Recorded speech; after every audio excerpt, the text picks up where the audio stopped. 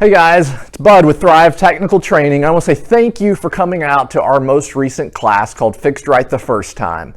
We really just set out in this class to help better equip you and have a strategy to fix the vehicle right the first time. And then we identified 4 reasons why we don't see the vehicle fixed right the first time. The first one was a lack of clarity. So we talked about, as the technician, having a clear understanding of what the customer's complaint is. The second thing was lack of strategy.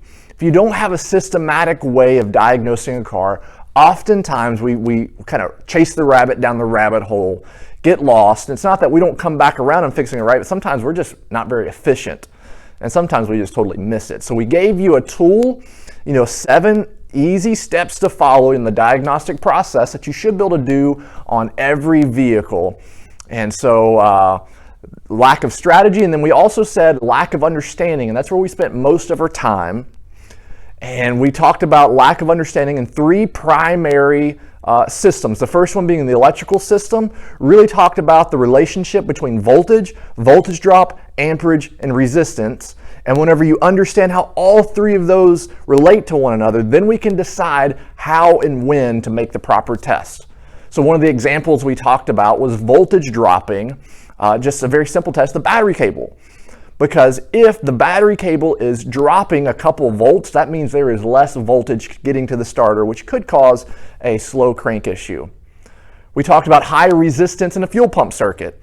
And voltage dropping the fuel pump circuits, not the easiest thing because I got to get to the fuel pump. But we said if we understand that if there's high resistance in the fuel pump circuit, that means our amperage would go down. So we suggested, hey, go to the fuel pump fuse or relay and check the amperage there. That'll give you an idea of what's going on in the circuit. We also talked about using a thermal camera in the electrical system because when there's high resistance, we see excessive heat. We talked about using the thermal camera and finding parasitic battery drains because the fuse or the relay that's flowing current will be warmer than the others. Now, if you don't have a thermal camera, we talked about parasitic battery drain and voltage dropping the fuses rather than pulling the fuses and waking modules up.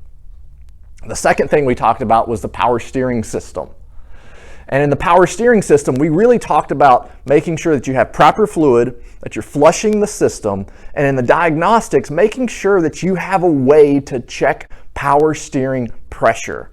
Because if you don't have a tool to check power steering pressure, oftentimes we're making an educated guess at what the failure is, whether the pump or the gear. Third and last, we talked about the air conditioning system and primarily talked about why do we see premature air conditioning compressor failures. And a lot of it had to do with one of 2 things. One was lubrication or the lubricant. Making sure we're using the correct oil. Not all PAG oil is the same. There's different weights of PAG oil. Making sure there's proper oil balancing, that every single component has the right amount of oil, and understanding that when we flush the system, we're drawing oil out of the system. And also, too, understanding if there's a leak in the system and the refrigerant level gets low, about 1/3 of the refrigerant oil circulates in the refrigerant. So when your refrigerant level's low, you're actually getting less oil circulating in the system. The other thing that we see that really contributes to premature compressor failure is excessive heat and pressure. And so we see this primarily being a cause or a result of an issue with the condenser. And so to find this, we suggested looking at inlet and outlet temperatures at the condenser. If it's less than 20 degrees difference, inlet to outlet, you have an airflow issue through the condenser. If it's greater than 40 degrees, you have a restriction in the condenser. And both of those instances is going to make your high side pressures go high, which is going to increase the heat and it's going to degrade the life of the compressor. And the funny thing is once that happens, the compressor starts coming apart and then he kind of deposits material in the condenser, which actually makes the issue worse. And then finally, lack of tools. Some of the tools that we talked about was, like I mentioned, the thermal imager, making sure you have good terminal test lead kits. Yeah, so we talked about a lot in the class, but I just want to send out a video to you guys as a recap. In my mind, hey, these were the kind of the key points or an outline of kind of what we talked about. And if you have any questions about anything that was covered in the class, I'm going to drop my email right down here.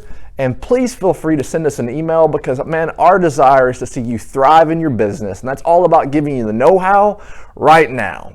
And again, Bud with Thrive Technical Training. Hope to see you at our next class.